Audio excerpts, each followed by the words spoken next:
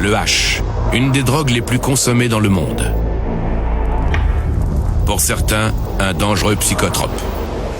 Avec le cannabis, on ne risque pas de mourir, mais on peut devenir fou.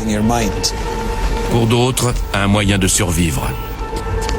La terre ne nous donne rien, à part le hashish. Et pour quelques-uns, un analgésique efficace quand les médicaments classiques s'avèrent incapables de soulager la douleur. J'ai été touché à la tête. Un jeune médecin m'a suggéré de fumer du hashish, ce que j'ai fait. Cultivateurs, trafiquants, dealers, consommateurs, agents des douanes et policiers, tous font partie du vaste réseau mondial de la drogue.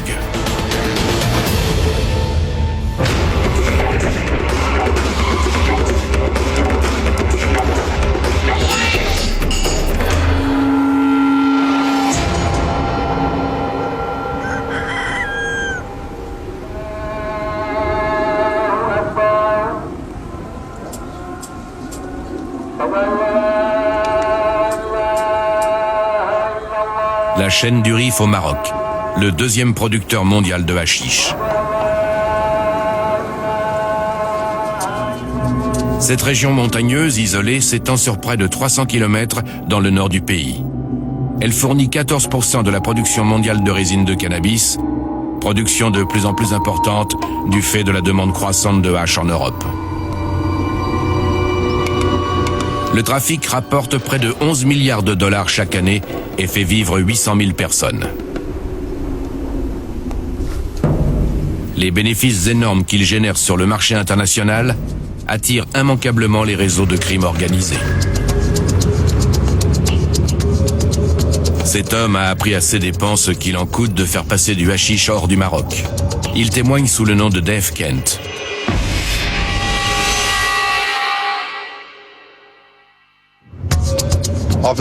J'ai perdu 3 hommes ici. Ils étaient venus dans ce pays avec de l'argent pour le compte de certaines personnes en Espagne. Ils se sont fait dépouiller et tuer. On n'a jamais retrouvé leur corps. Chaque année, les criminels britanniques passent des millions de dollars de hashish hors du Maroc. J'étais chargé de m'assurer que le hash qui arrivait en Espagne n'était pas volé par d'autres ou ne tombait pas aux mains des autorités. Dave est un criminel endurci depuis plus de 30 ans. Mais après une succession d'opérations réussies, la chance a fini par tourner. La police l'a arrêté alors qu'il était entré au Maroc avec 350 000 dollars dissimulés dans le pare-choc avant de sa voiture. Il a purgé 3 ans dans une prison locale. J'ai été coffré au Maroc. C'était comme dans Midnight Express, les couchettes en moins. En prison, ils contrôlent les gens par la violence. On se bat à coups de couteau ou de tessons de verre, on se fait arroser d'eau bouillante sucrée, etc. Je me suis taillé une sacrée réputation, mais c'était tuer ou se faire tuer. On me considérait comme un psychopathe. Je me suis battu 4 ou 5 fois vraiment sérieusement, mais après on m'a laissé tranquille. Les autres savaient ce qu'ils risquaient. C'est grâce à cette réputation qu'aujourd'hui Dave Kent peut se rendre dans un village en pleine montagne où des Marocains fabriquent de la résine de cannabis. C'est complètement isolé. Ici, la loi ne s'applique pas. Je n'aurai aucun problème avec la police, parce qu'elle ne vient pas jusqu'ici. Le hashish et la marijuana sont des produits de la plante femelle du cannabis. Au Maroc, la superficie dévolue à la culture du cannabis couvre l'équivalent de la ville de Los Angeles. C'est une culture difficile parce qu'on est dans la montagne.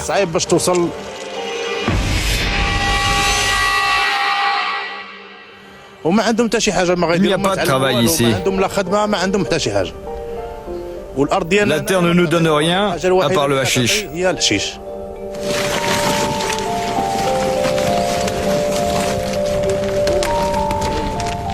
Nos ancêtres faisaient pareil. C'était leur seul gagne-pain. C'est la seule façon de nourrir nos enfants. On n'a pas d'autre choix.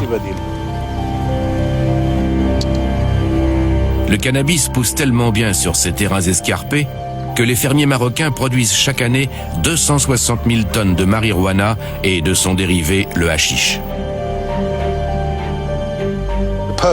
L'objectif de beaucoup de gens qui cultivent du hashish est d'exporter leur production en Europe. Parce qu'au Maroc, ça ne vaut rien. Autrefois, les trafiquants avaient tout un tas de méthodes pour le transporter d'un point à un autre. En bateau, mais aussi en camion ou en voiture équipée d'un compartiment secret.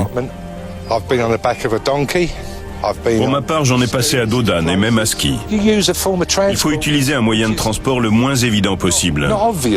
Sinon, on se fait piquer.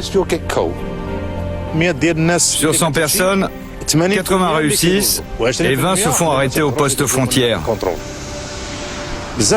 Avant, la marchandise passait à bord de canots et de bateaux, ou dans l'estomac des passeurs. Mais c'est devenu nettement plus compliqué à cause des contrôles renforcés à la frontière. Ça, c'est la récolte de l'année dernière, puisqu'ils sont encore en train de semer. Comme vous voyez, les têtes sont bourrées de pollen. Au moment de la récolte, on coupe les tiges avec une machine, un couteau ou un coupe-racine, et on les entasse. La sécrétion résineuse est produite par les glandes présentes sur les sommités fleuries et les feuilles supérieures de la plante. C'est en les pressant que les cultivateurs extraient la résine. Ce tas de cannabis est magnifique.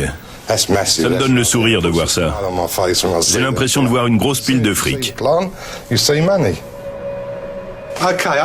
Ça, c'est du cannabis sous sa forme brute, qui n'est pas illégal. C'est quand on a battu les plants pour en extraire le pollen que ça devient illégal.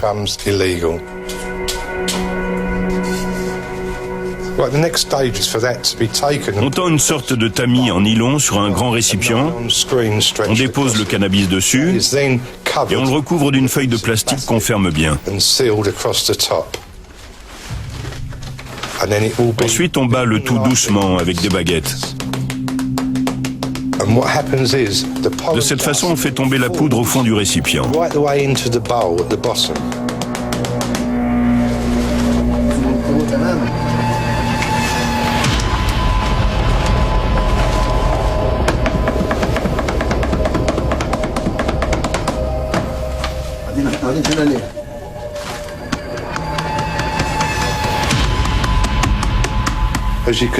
On dirait de la poussière, mais quand on la presse entre les doigts, elle s'agglomère. C'est sous cette forme brute qu'il est le plus pur. Si on le vendait tel quel, on en tirerait une fortune. Au Japon, le contenu de cette assiette vaut 20 000 $. En Europe, 6 000 €. C'est dans cette région qu'on produit le meilleur hashish qui existe. Parce que les conditions sont parfaites. La terre donne énormément. Magnifique. Du pollen absolument pur. À fumer, c'est ce qu'il y a de meilleur. D'ailleurs, je vais le tester.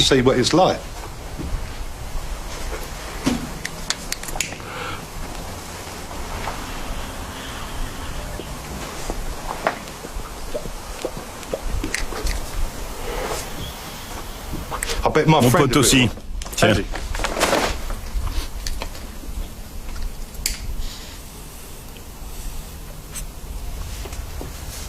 C'est bon?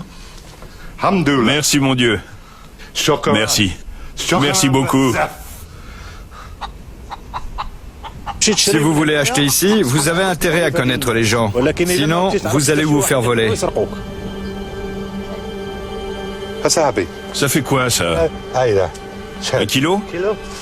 1 kilo, 1 kilo 5, 2 kilos, 1 kilo. 1 kilo. 1 kilo, 2 kilos, 2 kilos? 1 kilo 5, 1 kilo. Le tout? 11 kilos. 11 kilos. Est-ce que c'est de la qualité supérieure? La meilleure. Parfait. T'en veux combien? Pour le tout? Ouais. 70 000 $. 70 000. D'accord. Le hashish vient d'une plante qui pousse naturellement ici. C'est différent des autres drogues. Même si on interdisait sa culture pendant 20 ans, on continuerait d'en trouver. Les gens en fumeront toujours.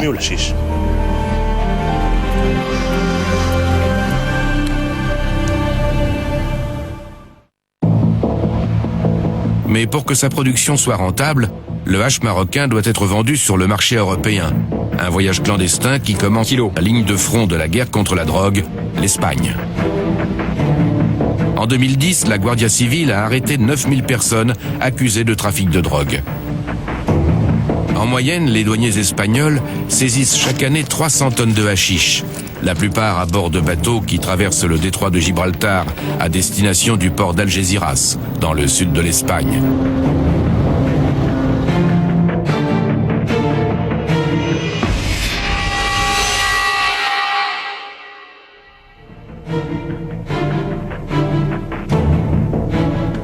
Le trafic maritime dans le détroit de Gibraltar représente des dizaines de milliers de navires chaque année. Notre centre de contrôle est équipé d'un système de caméras et de radars. Un système très coûteux.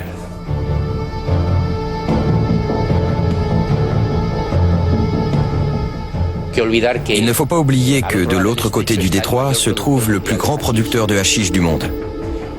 Et que toute sa production est exportée en Europe.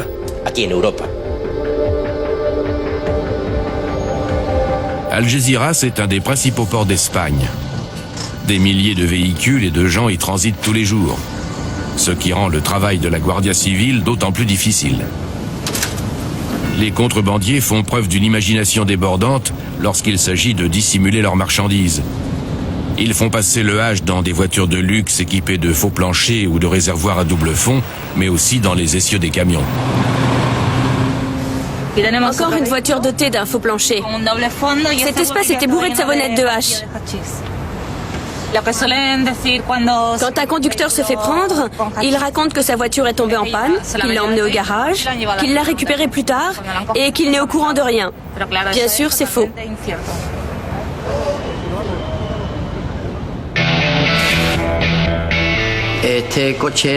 Celle-ci était conduite par un homme accompagné d'une femme et d'une petite fille.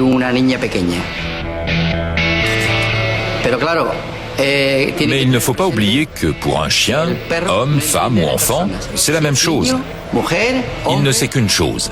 Il y a de la drogue là-dedans.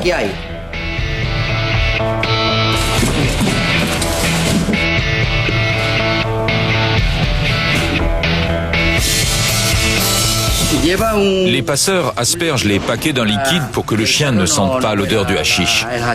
De plus, la drogue est emballée sous vide.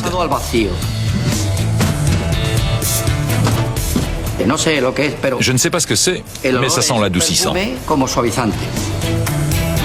La police a découvert de la drogue dans cette voiture après qu'un chien a repéré l'odeur du hashish sur la carrosserie, probablement touché par la personne qui a chargé le véhicule. À vue de nez, je dirais qu'il y a plus de 100 kilos. Il y en a pour 250 000 $.